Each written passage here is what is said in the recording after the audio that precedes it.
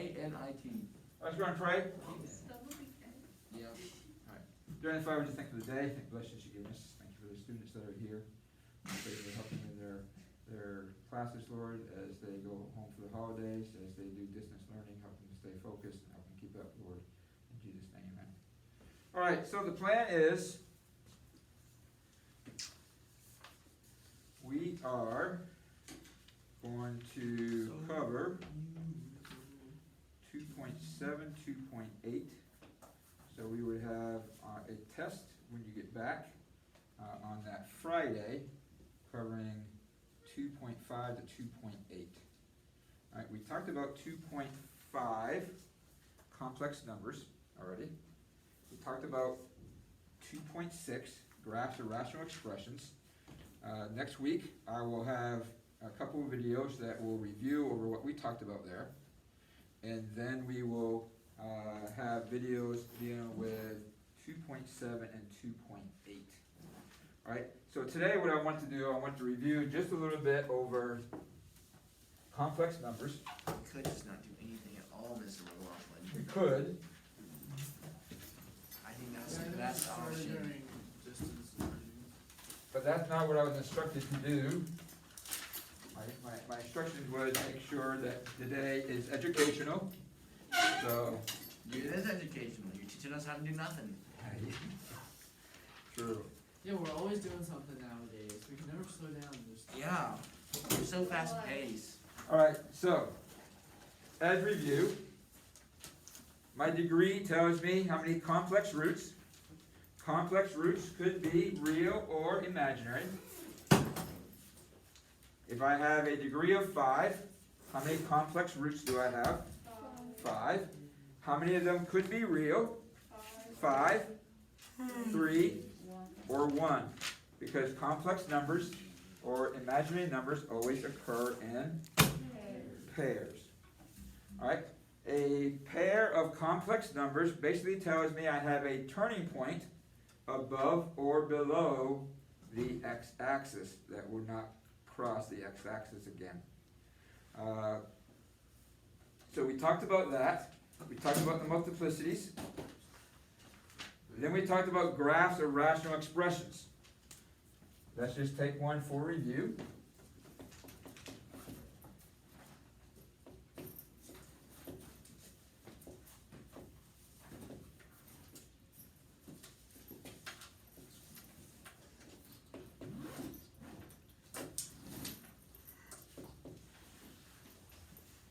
This rational expression here, f of x equals x squared minus 3x minus 4 over x squared minus 4.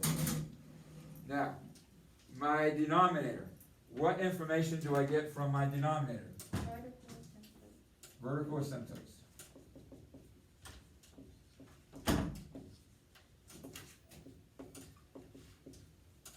What information do I get from my numerator? Horizontal asymptotes. Zeros. Leading term is horizontal. Here we go again. No, just kidding. All right. My leading terms. That's horizontal asymptotes. Horizontal asymptotes. Was your lymph node cancerous? Was it cancerous? It came back negative, right? The one doctor said it was deleting. All right. So if we factor, let's not get off subject here. X squared minus 3x. Not your fault. He's the one who started it. No, it's your fault, Mr. McLaughlin. It is. We could be doing nothing. We could be doing nothing. X squared minus 3x minus 4. If we factor that, we get X minus 4 plus 1. and then the denominator, if we factor that, Minus 2 plus 2. there's our factors. We have vertical asymptotes where?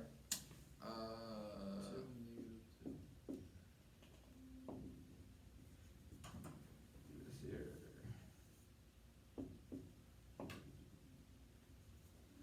We have zeros where? 4 and negative 1.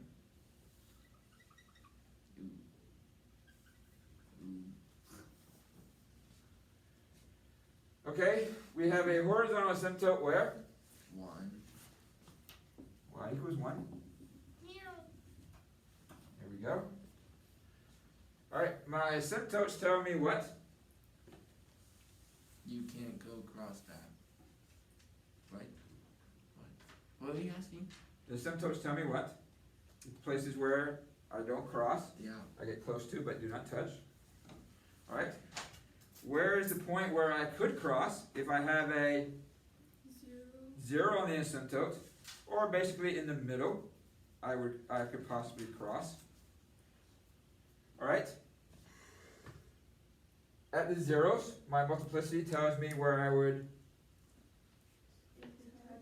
cross or touch. So at each one of my zeros, I'm going to do what? Cross. Now I just need to know where to put my graph. Well, I have a 0 here, and I cross, so therefore I know that this graph goes here. At every asymptote, I know if I'm going to stay in the same general area when I cross the asymptote or when I cross the horizontal asymptote by knowing if my asymptotes are even or odd multiplicities. At at 2, which is x minus 2, is that an even multiplicity or an odd multiplicity? Odd. So therefore, just like crossing, I would jump the asymptote here, and I would jump the asymptote here. Correct? Tells me this 0 here means I have to go through, so this would actually cross here. Wait, how do you know that? Alright? Because where's my y-intercept? 1. 1.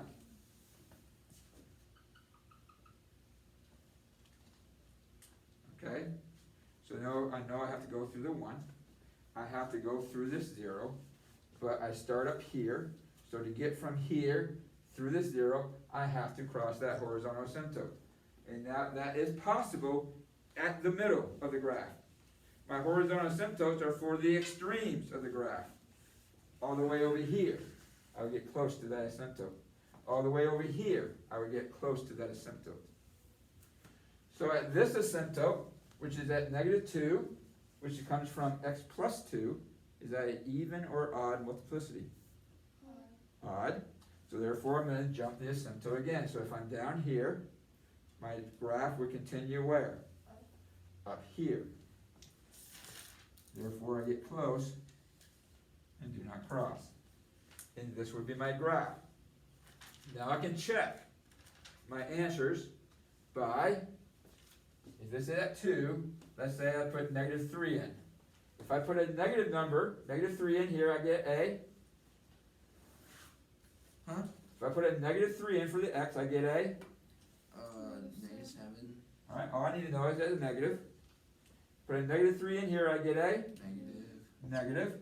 Put a -3 in here, I get a.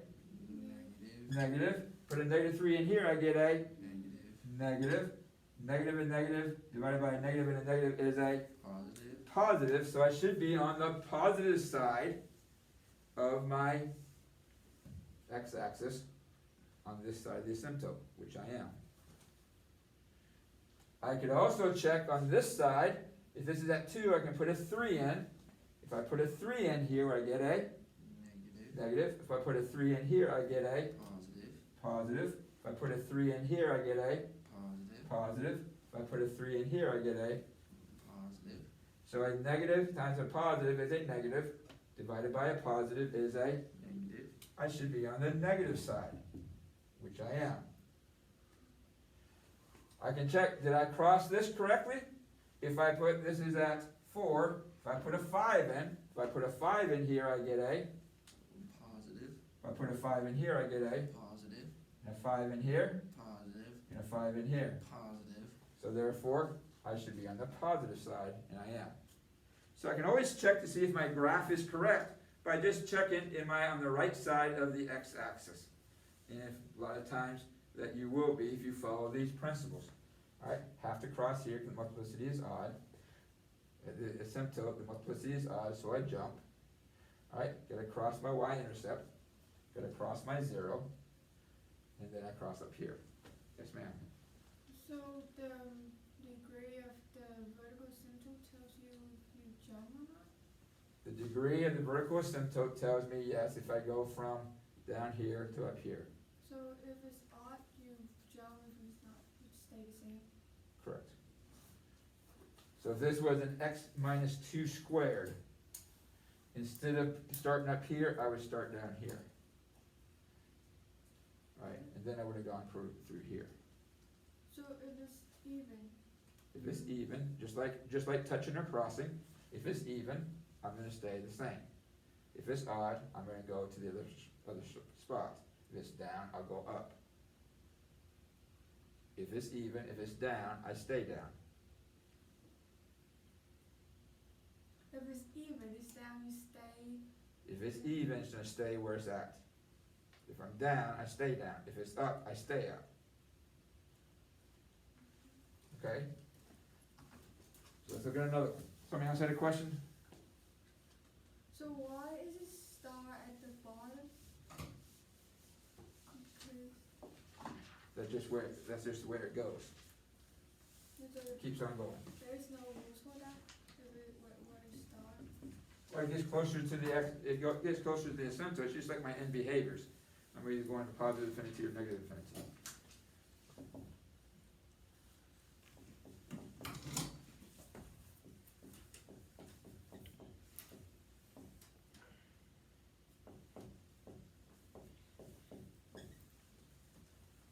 Alright, so here I got f of x equals x plus 2, x minus 3 over x minus 1 squared.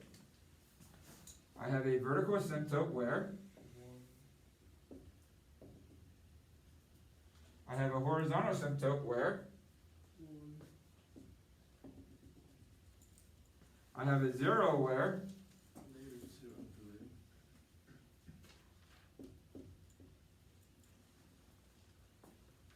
alright, at the -2 I will cross or touch. At the 3 I will cross or touch. Alright, at the vertical asymptote I will jump or stay.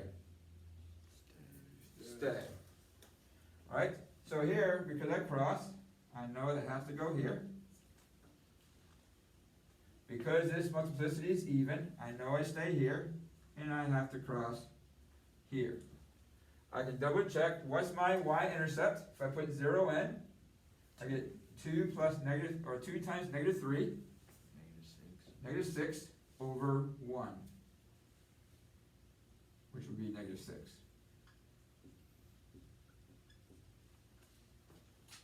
So I know I'm in the right place. And there's my graph. Right?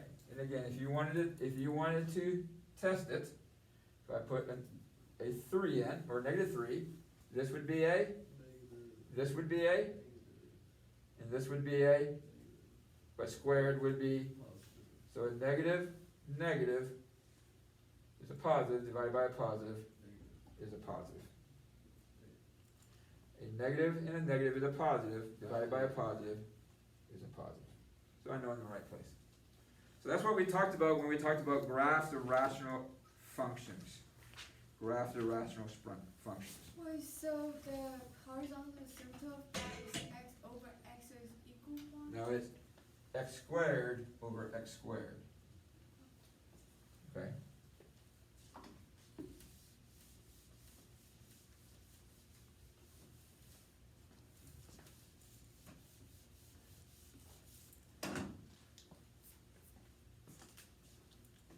What did I say? 45? You said 35. 35. Yeah, 30. I said 30? Yeah, 30. Or did I say 25? You said 30. We're 3 minutes over. Are we? Yeah. Yeah. Trying to go. Alright, let's I look at can't let's look at another example. We haven't talked about this yet.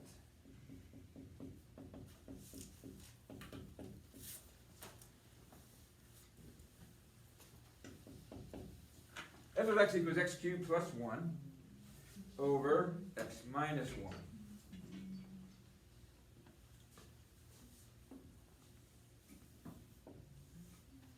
Alright, where's my zeros? -1 and just 1. Vertical asymptote 1. at 1. Horizontal asymptote. 0. Is it 0, isn't it? Remember, any form of 1 over x is y equals 0. But here we have a numerator, the higher degree, in the denominator. So I don't have a horizontal asymptote, I have what is called an oblique asymptote. Good. Right? We find out what the oblique asymptote is by dividing.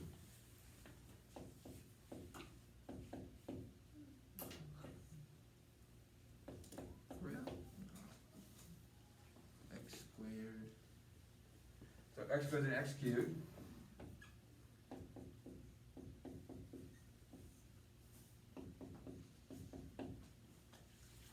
X.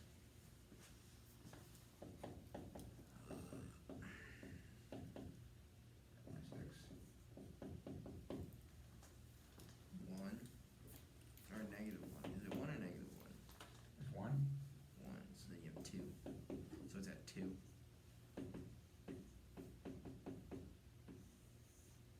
My oblique asymptote is x squared plus x plus 1, which is a parabola.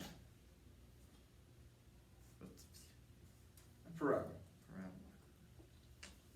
So I need to graph my parabola on there. Well, first of all, I need to find out where my vertex is. How do I find my vertex of a parabola?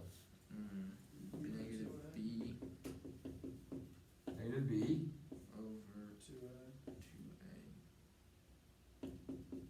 So x is negative 1/2. How do I find my k? C minus AH squared. So 1 minus 1 times negative 1/2 squared. So 1/4. So 3/4. So I have a vertex at negative 1/2, 3/4.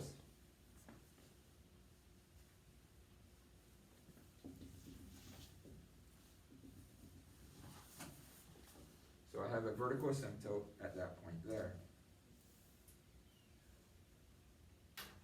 Alright, because I have a 0 here, I know I'm going to be on this side here. The asymptotes tell me where I get close to, but do not cross. So that means I'm going to follow this is parabola through here. At the asymptote, vertical asymptote, I'm down because the multiplicity is odd. I do what? I jump, so I'm up here. So I am in between here. Why does it make you jump up there? Because at my vertical asymptote, I'm always going different. Alright? And again, it all goes back to my reciprocal function. 1 over x. Which is like this. I have a vertical asymptote. Alright, on one side I go to infinity, the other side I go to negative infinity. So they always jump. Whereas f of x over 1 over x squared looks like this. And what do I do? Even multiplicity, I stay in the same place. So here, because x minus 1 is an odd, you only see it once, I jump from down below, going to negative infinity, to going to positive infinity. I follow the asymptotes, and there's my graph. So I have this graph, and I have this graph, because I have an oblique. I get an oblique asymptote anytime that my numerator is greater than my denominator. Yes, ma'am? How do you find, how do you draw like for the parabola? Parabola, by finding my vertex and drawing a parabola. I knew my vertex is at negative 1/2, 3/4. Alright, I use my h and my k, tells me the vertex. The rest of it, I don't care. Just draw a parabola. What about 2 over x minus 1? Excuse me? That's nothing. That's 0. That's basically 0. Alright, let's look at one more real quick. Let's go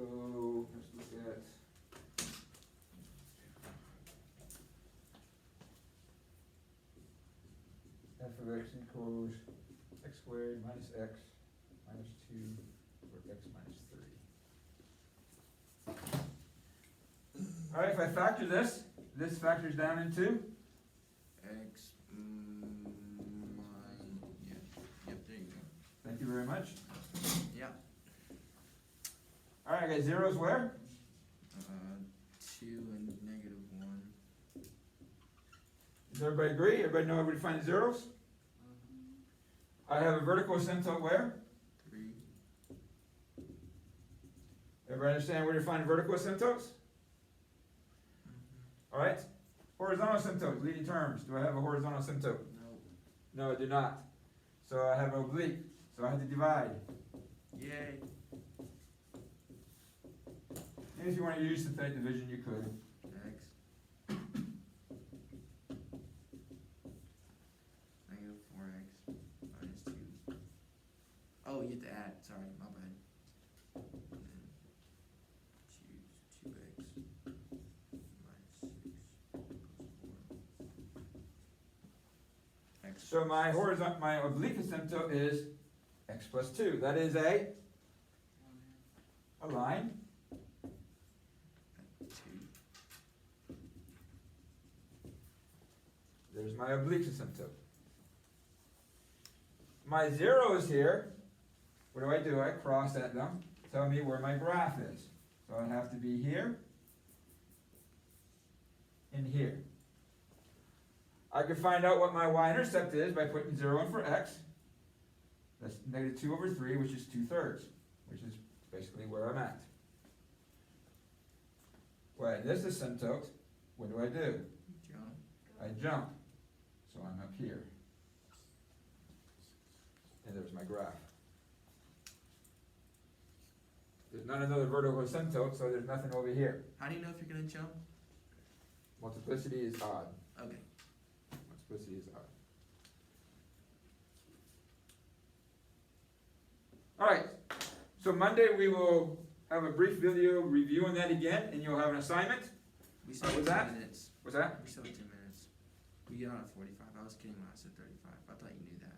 Oh, 45? Yeah. I thought you knew I was kidding. Because Garrett said 30. Why kept on going down?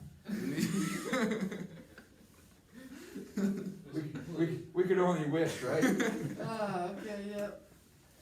We're done for today, guys. So, We got time for one. What multiplicity thing has to be odd to jump?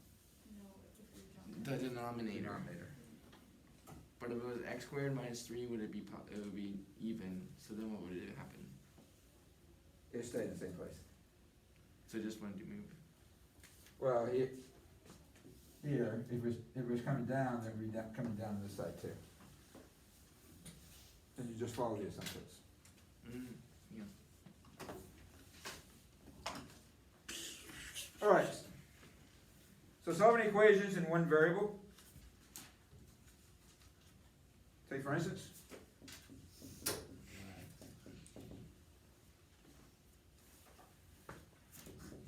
Solving for x. We have a fraction. How do we get rid of fractions? Multiply By a common denominator, which is x multiply everything by x, x times x, squared. x times 3 over x, x times 4. Got a quadratic. We're either going to factor or a quadratic formula into 4x over. Factors of 3 that will add up to 4. 1 and 3.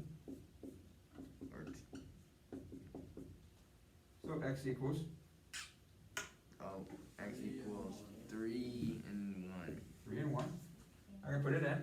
3 plus 3 over 3. That's 3 plus 1 equals 4. 1 plus 3 over 1. That's 1 plus 3 is 4. So it works. Duh. It should be a fairly easy. Is this 2.7? Yes, ma'am. Okay, we'll have more videos next week. Can't you feel the love tonight? What, Blair? Don't judge my song. Alright, so here we got this one. It's a classic. We want to factor x squared minus 4x plus 3. That's x minus 3, x minus 1. Looking at the equation right off the bat, what is not allowed to be used for x? Negative 3. No, 3 and 1. So x cannot be 3 and 1. Hmm. So now we're going to solve this. So we're going to multiply everything by common denominator, which is X. x minus 1 times x minus 3, Bruh. correct? Sadly. We're going to multiply here. What cancels out? X minus 1. So I'll multiply 2x times x minus 3. I'll multiply this. What cancels out? X minus 3. So I'm left with x minus 1. When I multiply this, what cancels out? X minus 3. Both of them. So I'm left with 2. 2. I remember this, I don't like this. Multiply 2x squared minus 6x plus x minus 1 equals 2. again, we're quadratic. We want to bring everything to one side. So 2x squared, You see that? 2x squared minus 5x 5x plus 1. plus 1. No, minus 3. Come on, I said. Oh, you gotta subtract. Shut up, Gary. You said it too. Shut up. So we're going to multiply the first and the third. Yep, 6. 6. Factor the 6 that was subtracted equal 5. 1 and 6. Minus 3 minus 2. Subtract. Oh, 1 and 6. wait. You gotta do 6 Determine minus minus. 1 equals 5, Dodo. So we're going to subtract. The dog chewing me. So we get 2x.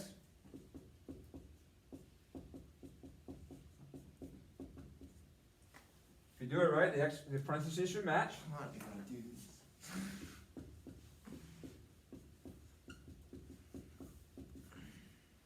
So therefore my zeros are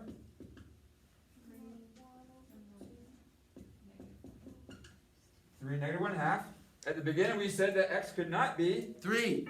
3 or, We have 5 minutes. 5. so we know 3 doesn't work, so I know that x equals negative 1/2. We gotta do all that work just to get to that. Yes, sir. Isn't that kind of pointless? No, sir. I feel like it's a waste of time and a waste of paper. No, sir. Right? You're wasting his markers. I don't know, but somebody would buy me some more. Christmas is coming. Listen, I already bought you some. Garrett has a whole plan about getting you these markers. He's one of those teachers that buys. If he keeps feeding me Hot Pockets, he'll get some good markers.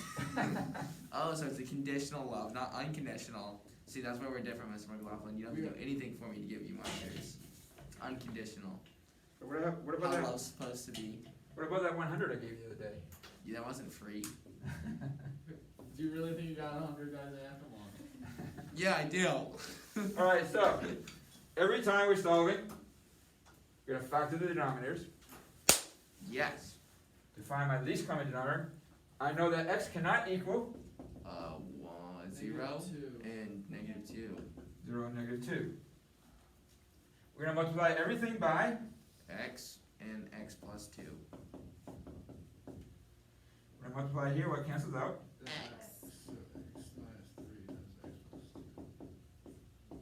We're going to multiply here, what cancels out? X plus 2. So 3x. What cancels out here? The whole bottom, so it's just plus 6. So we got x squared Minus X. minus x minus 6 plus 6 plus 6 equals 0. X squared plus minus or 2 plus. Come on, Dodo. Wait, we had to do all that just to get the same denominator as 6 over. Yes. X equals? 0. Alright, we said that x could not equal 0 and negative 2. Wrong. No So we did all solution. that work for nothing? No solution. Absolutely no reason to do that. There is a method to the madness here. What in real? Can we? Let's apply this. Let's make it applicable. What in real life would we make this? You Would have this X have to minus happen? 3 apples over X apples. I have a question. Alright, let us solve in I'm not gonna yes. open the I have a orchard, Garrett. question for this one. Yes. So for the 3 divided by x plus 2, when you're multiplying x and x plus 2, why is it x Sonic's looking at minus the wrong 2. thing, Yeah, we're here. yeah, Quit looking at the wrong one, Jessica. I'm trying. Alright, so we'll have some more videos reviewing graphs of rational functions and solving in one variable, and then you'll have some assignments there, and then we'll, right at the end of the week, we'll talk about inequalities. So hopefully everyone has a good holidays, eat a lot of turkey, be safe, be healthy, okay? And make sure you're watching the videos during the week. I know a lot of my other distance learners, they're not watching the videos, so when they do their test, they're not doing the things that they're supposed to be doing. So they get it wrong, so you don't want that to happen. I watched the videos. I'm not talking to what